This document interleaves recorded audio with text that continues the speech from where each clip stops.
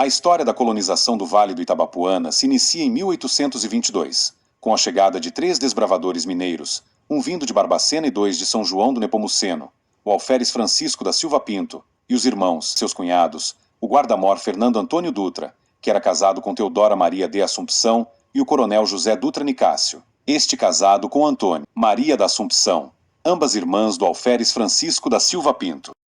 Fernando Antônio Dutra se estabeleceu na região da Estrada da Queijeira, ocupando e desbravando o território de Pirapetinga, Arraial Novo.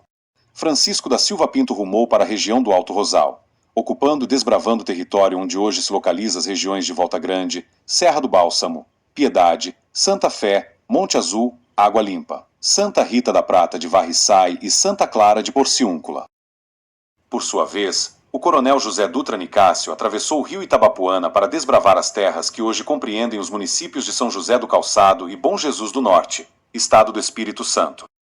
Francisco da Silva Pinto permaneceu no máximo por 2 anos desbravando suas terras na região serrana, deixando seu pessoal no processo de abertura de áreas para exploração agrícola e pecuarista, e retornou para Barbacena, onde ficou até 1840, quando ele retornou em definitivo ao Vale do Itabapuana para fundar as fazendas Barra do Pirapetinga e Barra do Sacramento, iniciando também neste período a ocupação e desbravamento de suas terras na planície bonjesuense, abrangendo usinas Santa Isabel, Bom Jesus, Soledade e Serra da Cristalina. José Dutra Nicásio também retornou para São João do Nepomuceno da mesma forma que Silva Pinto. Por outro lado, Fernando Antônio Dutra não retornou para Minas Gerais, permaneceu inicialmente desbravando o Vale do Pirapetinga e Arraial Novo. Esses 3 pioneiros do desbravamento do Vale do Itabapuana encontraram um território explorado somente pelos indígenas Puri, nas terras devolutas com suas densas e perigosas florestas nativas, com a presença constante de predadores como a onça-pintada. Em 1836, chega à região onde hoje se localiza Calheiros o tenente Felisberto Gonçalves Dutra, sobrinho de Fernando Antônio Dutra e José Dutra Nicásio.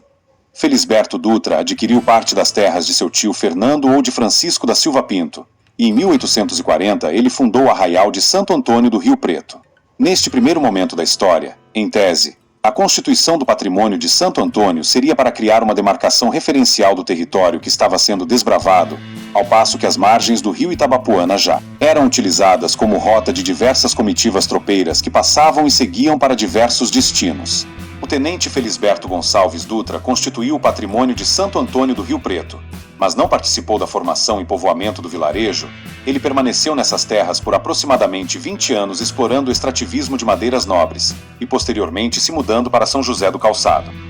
Entre 1850 e 1855, ele dividiu suas terras em diversas propriedades e as vendeu para migrantes mineiros que chegaram naquele momento, sendo eles Luiz Vieira da Silva Pinto, Jacó Antônio Teixeira, Manuel Bonifácio Calheiros, o capitão Cândido Soares Calheiros, José da Costa Santos, Joaquim Antônio Teixeira e o padre João Mendes Ribeiro. Como alferes Francisco da Silva Pinto quando chegou em 1822, um desses fazendeiros que comprou terras do tenente Felisberto Dutra, entre 1850 e 1855, fundou a fazenda mas não se mudou para Santo Antônio do Rio Preto de imediato, no caso o padre João Mendes Ribeiro, que pelo menos até 1857 residia em Juiz de Fora, na época Santo Antônio da Paraibuna.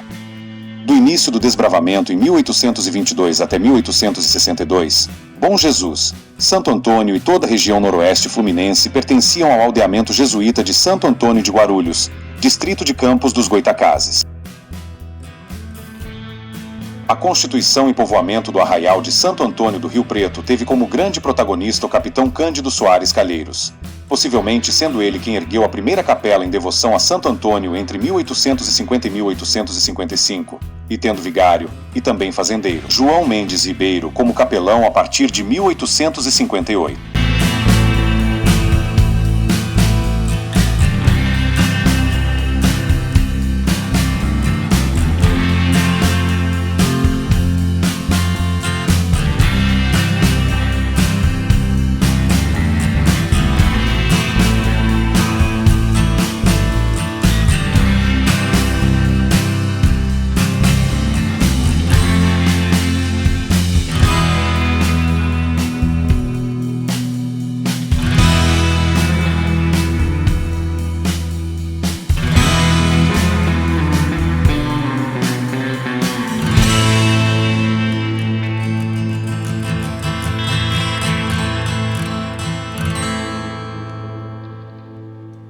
O senhor disse que o senhor nasceu e criou em Calheiros. Fui nascido e criado nesse município. Na época do senhor, da idade desses alunos, 12, 13 anos, por aí, como que era Calheiros, senhor Sujou? Calheiros só tinha essa rua de baixo aqui para sair na Cachoeira da Fumaça e sair lá no Roberto.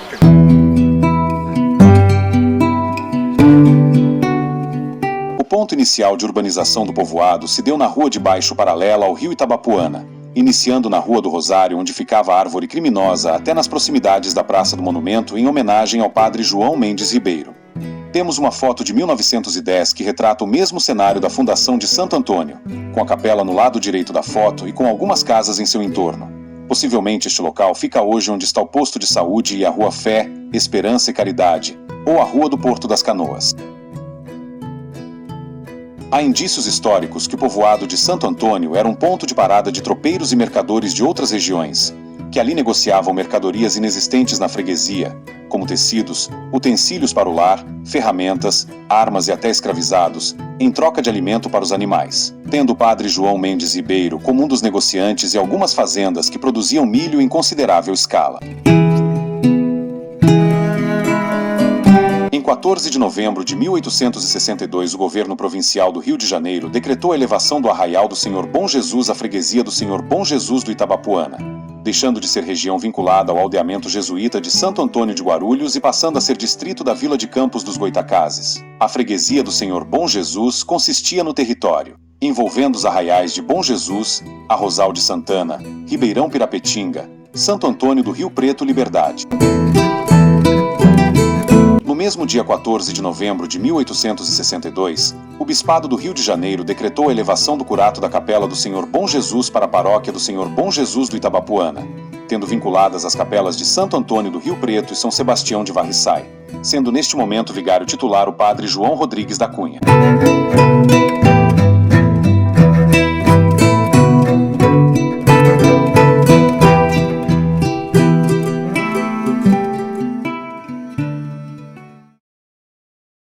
João Mendes Ribeiro, o primeiro capelão de Santo Antônio, ganhou notoriedade histórica como o mítico Padre Preto de Calheiros. Era negro nascido livre, filho de escravizados alforriados e donatário de terras nas duas margens do rio Itabapuana, residindo no território capixaba nas proximidades da Cachoeira da Fumaça. Segundo o almanaque Laemmert, em 1863 o Padre Preto consta como negociante na freguesia do Senhor Bom Jesus do Itabapuana, visto que o arraial de Santo Antônio já estava vinculado a esta freguesia, e em 1864 João Mendes Ribeiro era fazendeiro de café em São José do Calçado. A partir de 1867, a rotina da capela de Santo Antônio do Rio Preto e São Sebastião de Varriçai passaram a serem dirigidas pelo vigário colado José Guedes Machado, que substituiu o padre João Rodrigues da Cunha na titularidade da paróquia do Senhor Bom Jesus do Itabapuana, tendo o padre João Mendes Ribeiro como vigário substituto, que também atuava em outras comunidades católicas, como na celebração de um casamento em Varriçai em 1869, na condição de vigário substituto, bem como atuou como vigário auxiliar nas celebrações do Divino Espírito Santo em Bom Jesus, no ano de 1875. Também em 1867 foi nomeado juiz de paz na freguesia do Senhor Bom Jesus, designando o senhor Joaquim de Oliveira Pena como pretor no povoado de Santo Antônio. A epidemia de varíola ocorrida entre o final de 1872 até o início de 1874 foi sem dúvidas a maior tragédia sanitária da história não só de Calheiros, bem como de todo o município e Bom Jesus do Itabapuana. Para se ter uma dimensão do ocorrido no povoado de Santo Antônio no século XIX, na pandemia do coronavírus ocorrida entre o início de 2020 e meados de 2022, em todo o município de Bom Jesus do Itabapuana, com seus 36 mil habitantes, tivemos pouco mais de 120 óbitos. Já na epidemia de varíola ocorrida na freguesia do Senhor Bom Jesus do Itabapuana, com seus 3.700 habitantes, entre pessoas livres e escravizadas, somente no povoado de Santo Antônio houve registro de 95 mortes, praticamente a metade da população que habitava o vilarejo, entre o final de 1872 e o início de 1874. A epidemia abrangeu em quase toda a província do Rio de Janeiro, tendo como as freguesias e povoados com maiores índices de óbitos Barra do Piraí, Barra Mansa, São Fidélis e o povoado de Santo Antônio da freguesia do Senhor Bom Jesus do Itabapuana.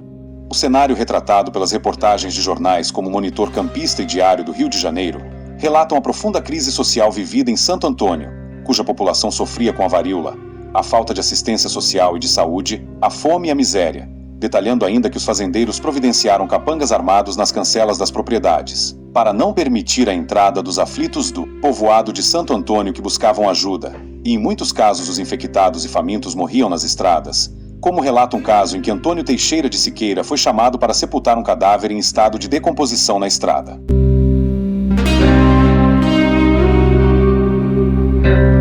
O que foi constatado na época e abordado em relatórios de órgãos de saúde é que casos como o do povoado de Santo Antônio teve essa altíssima letalidade mediante a total ausência de assistência médica e cuidados preventivos, e a situação só começou a amenizar a partir da iniciativa do tenente José Teixeira de Siqueira, da Barra do Pirapetinga, que providenciou a campanha de vacinação e alugou um imóvel para funcionar como hospital de campanha, solicitando à Câmara de Campos dos Goitacazes o envio de insumos e medicamentos.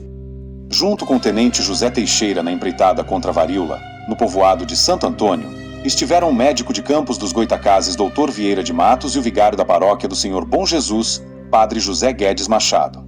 Em dezembro de 1873, era noticiado o declínio da epidemia de varíola, que findou por completo no início de 1874. O período crítico da epidemia em Santo Antônio durou alguns meses no ano de 1873, possivelmente depois de fevereiro e antes de julho, devido aos documentos e registros históricos que apontam certa normalidade entre janeiro e fevereiro de 1873, quando tivemos duas celebrações do Padre João Mendes Ribeiro na Capela de Santo Antônio, uma em 27 de janeiro e outra em 1º de fevereiro. Entre julho e setembro deste mesmo ano, esteve hospedado na freguesia do Senhor Bom Jesus o médico e naturalista Manuel Basílio Furtado em expedição biológica, e enquanto esteve no Vale do Itabapuana ele relatou e publicou em livro praticamente tudo o que presenciou, inclusive o cenário de abandono da paróquia do Senhor Bom Jesus, e em momento algum ele cita qualquer crise sanitária. E no dia 7 de setembro deste mesmo ano, o Padre João Mendes Ribeiro realiza outra celebração na Capela de Santo Antônio. Os registros históricos pesquisados e tornados públicos a partir de 2020 contrariam a tradição oral da história do Padre Preto, cuja versão narra que o vigário teria morrido infectado pela epidemia de varíola. No entanto, além do registro de celebração do próprio vigário em setembro de 1873, ele consta como vigário auxiliar nas celebrações alusivas à festa do Divino Espírito Santo, realizada em maio de 1875, na freguesia do Senhor Bom Jesus, comprovando que João Mendes Ribeiro estava vivo mais de um ano após o final da epidemia de varíola.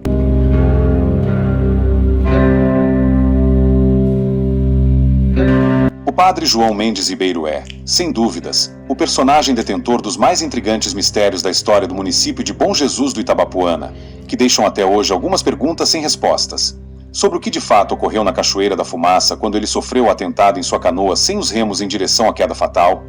Sem dúvidas que um fenômeno ainda sem explicação ocorreu que desviou sua canoa da cachoeira.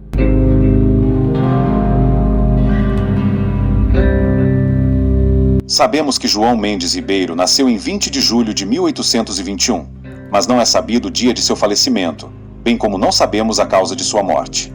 Teria João Mendes Ribeiro sido assassinado?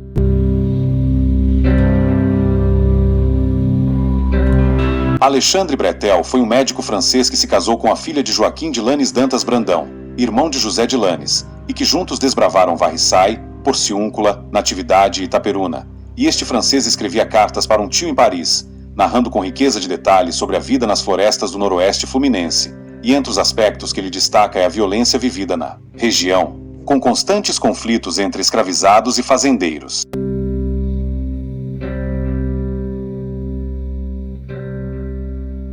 Entre seus relatos, ele aborda sobre um padre que foi assassinado por seus escravizados em 1878, em uma localidade distante a 20 léguas da fazenda em que ele residia, na região onde hoje se localiza o distrito de Santa Clara, em Porciúncula. Essas 20 léguas de distância de Santa Clara podem ser em Calheiros, talvez sendo o único local em um raio de 20 léguas da região naquela época em que havia um padre fazendeiro.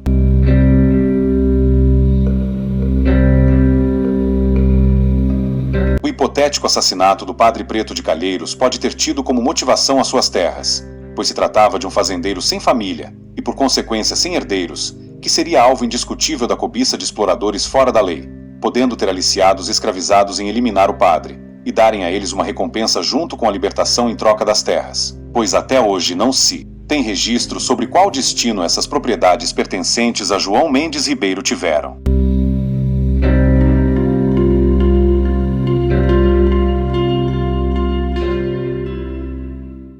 Ali tinha muito marginal, assim, gente brava, igual um cara que chamava Duque. Então, aí apareceu aqui o tenente Coraci, e então deu uma busca lá e achou muitos. Esse um tal de Duque, ele correu para o meio do mato, queria assim, como é que chama, enfrentar o tenente, aí eles atiraram nele e quebraram as pernas dele, para poder pegar ele. Aí ele veio na paviola, eles botam um pau assim, outro assim, e marra a pessoa e pendura ali e vem trazendo as costas. Aí botou o nome de ato criminoso, aí eles deixavam ali até o carro chegar para socorrer.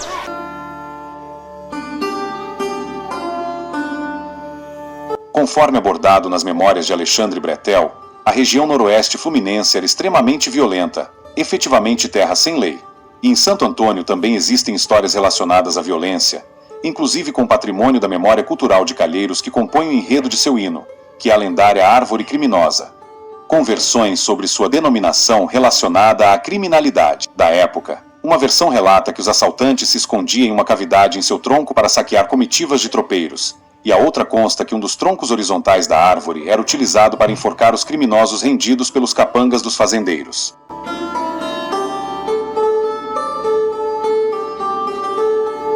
A árvore criminosa era da espécie farinha seca, durou mais de 130 anos e chegou a pouco mais de 30 metros de altura. Uma bexiga preta e quase terminou o povo dessa localidade. Então, o Calheiros ficou em decadente.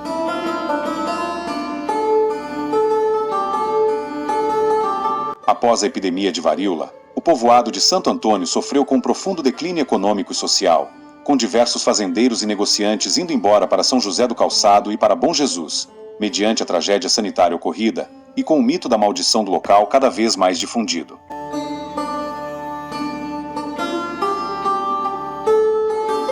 Mesmo com o movimento das comitivas de tropeiros que permaneciam passando pela mesma rota rumo ao Porto de Limeira até 1888, esses passaram a se depararem com o cenário de um quase vilarejo fantasma.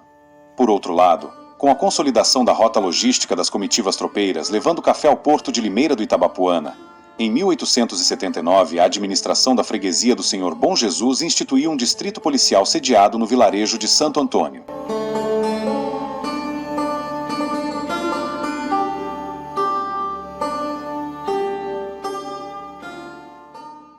Ele está falando para mim aqui, né, seu Sogildo? O senhor conheceu o coronel Luiz Vieira, aqui em Calheiros? A menina espingarda naquela conta com 2 cachorros na tela e caçando paca ali. Caçando paca? Ele era caçador? É, caçador. Caçador. Ele era o capitão daqui, ó. Ele era o capitão daqui? É. Era um homem de bem? O homem de bem. Aqui na fazenda da Palmeira, aqui embaixo. Sei. Lami, onde é Lami.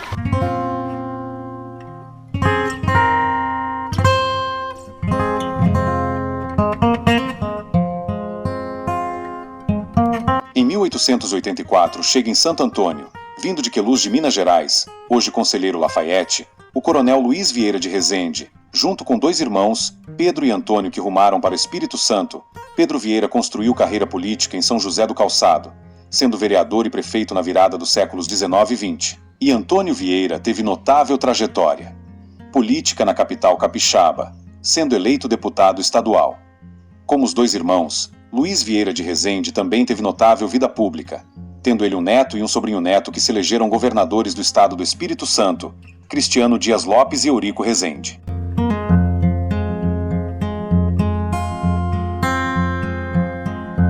O coronel Luiz Vieira de Rezende se estabeleceu em Calheiros na fazenda Boa Fortuna, adquirida dos herdeiros de Cândido Soares Calheiros, e sua chegada foi o marco do desenvolvimento econômico e social em Santo Antônio, pela atividade política de Vieira de Rezende, que muito provavelmente teve iniciativa junto com seus irmãos no processo de articulação para a construção da primeira ponte dos Vieiras, promovendo a integração das comunidades, sendo esses 3 quem reformaram a ponte no início do século XX.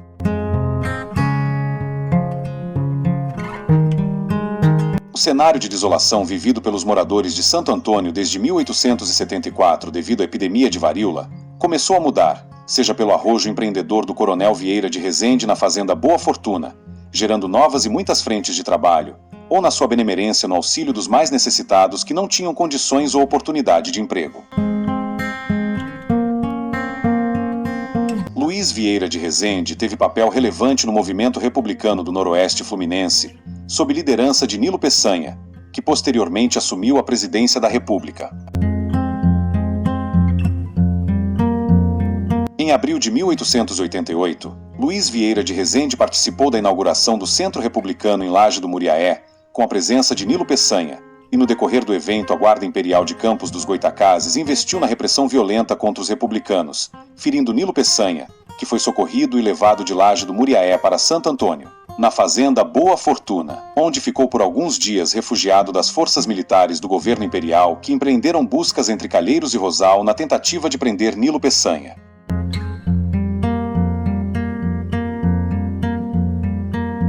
No dia 10 de maio de 1888, foi fundada a Vila de São José do Havaí, elegendo a primeira Câmara de Vereadores com maioria republicana ainda com a monarquia vigente, e entre os 5 vereadores republicanos, um deles era o Coronel Luiz Vieira de Rezende. Posteriormente, a Vila de São José do Havaí ganhou a denominação como município de Itaperuna. Em 1890, Luiz Vieira de Rezende foi personagem de atuação notável no processo político da primeira emancipação da freguesia do Senhor Bom Jesus, passando a se chamar Vila do Itabapuana e tendo somente um distrito, o Arraial de Santo Antônio do Itabapuana. Na primeira intendência da Vila do Itabapuana, Vieira de Rezende foi um dos intendentes do conselho, e no final de 1892, ele foi nomeado como presidente do Conselho de Intendência, e meses depois, a autonomia administrativa da Vila do Itabapuana foi revogada pelo recém-nomeado governador Tomás Porciúncula, retornando Bom Jesus e todos os arraiais na condição de distritos de Itaperuna. Santo Antônio do Itabapuana foi registrado como o 11º distrito.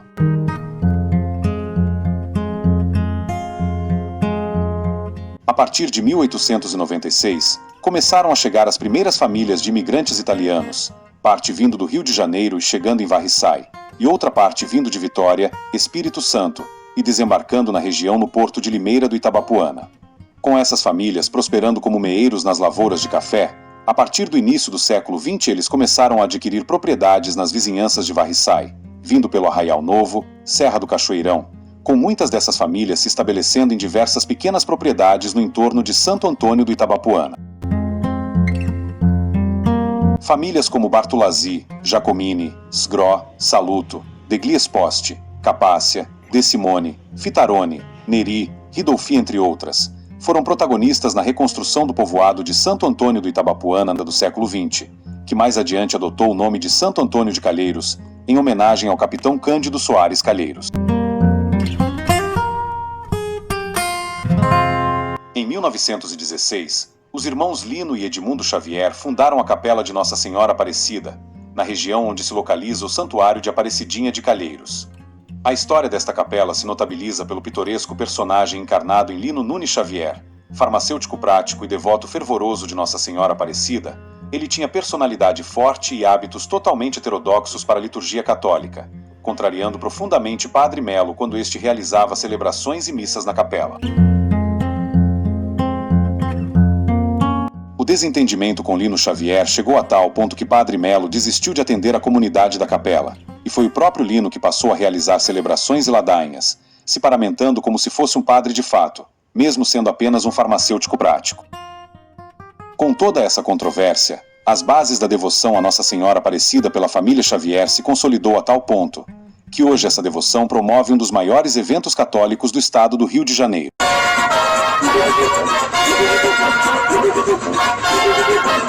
Em 11 de junho de 1923, nasce no sítio Rio Preto, nas proximidades do povoado de Santo Antônio de Calheiros, aquele que seria um dos mais meteóricos e fenomenais personagens políticos da história do Brasil, Roberto Teixeira da Silveira, filho de Boanerges Borges da Silveira e Dona Biluca Teixeira.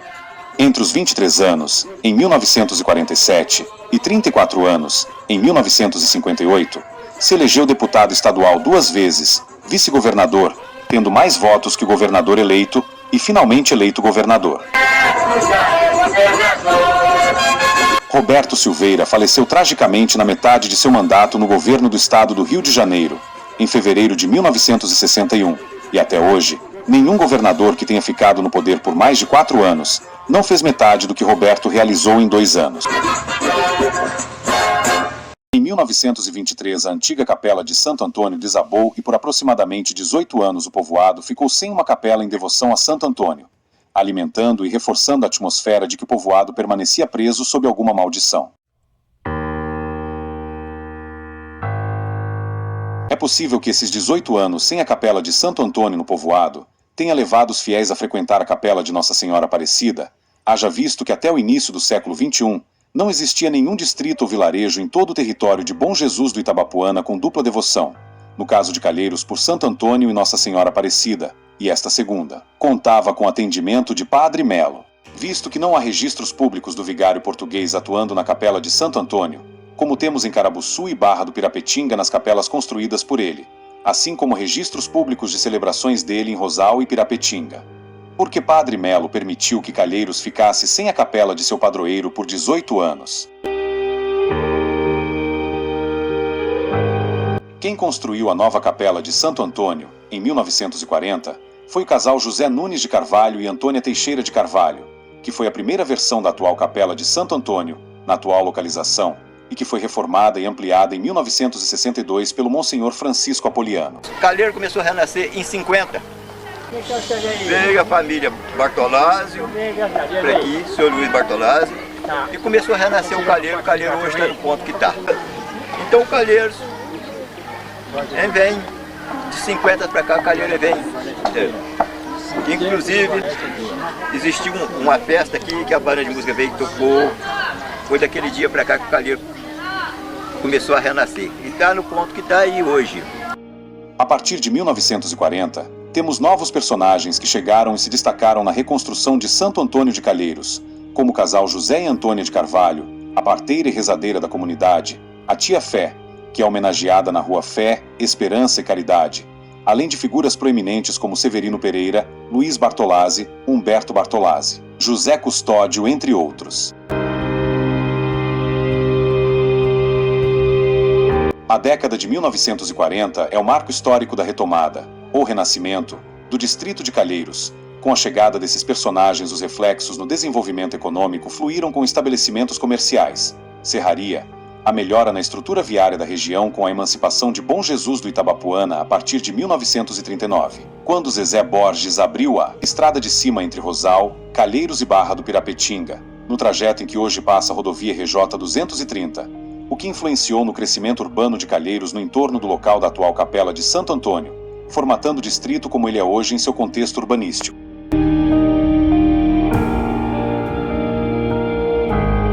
Na década de 1950 consolidou o processo iniciado na década de 40, de formação de uma comunidade estruturada em seu tecido social, tendo a partir deste momento a constituição de proliferação dos primeiros troncos familiares nascidos e desenvolvidos do Arraial de Santo Antônio, cujo processo teve como consequência a implantação da Escola Luiz Vieira de Resende e a fundação do Calheiros Futebol Clube. A história de Santo Antônio de Calheiros é fascinante, mitológica e sobretudo épica. Em seus primórdios, o povoado de Santo Antônio resistiu à tragédia sanitária da varíola, resistiu à ausência de um templo por quase 20 anos, resistiu à ausência de uma escola para suas crianças até a metade do século XX, demonstrando que o Arraial construiu uma magnífica história de resiliência. A comunidade que por quase 2 décadas ficou sem uma capela em seu vilarejo, hoje promove o mais grandioso evento da fé católica, bem como essa mesma comunidade que levou mais de 100 anos para ter uma escola, hoje ensina todas as comunidades sobre a essencialidade da preservação da memória, sua identidade cultural e a reverência por seus filhos notáveis, os que foram e os que estão presentes. Aliás, não há em todo o Vale do Itabapuana uma comunidade tão conectada com sua história desde os primórdios, como ocorre em Santo Antônio de Calheiros, que, se por um lado viveu quase que sua extinção se tornando lugar preso a uma maldição, hoje é o principal destino turístico de Bom Jesus do Itabapuana, atraindo centenas de visitantes todos os finais de semana de variadas origens para conhecerem seus encantos, suas histórias e sua fé.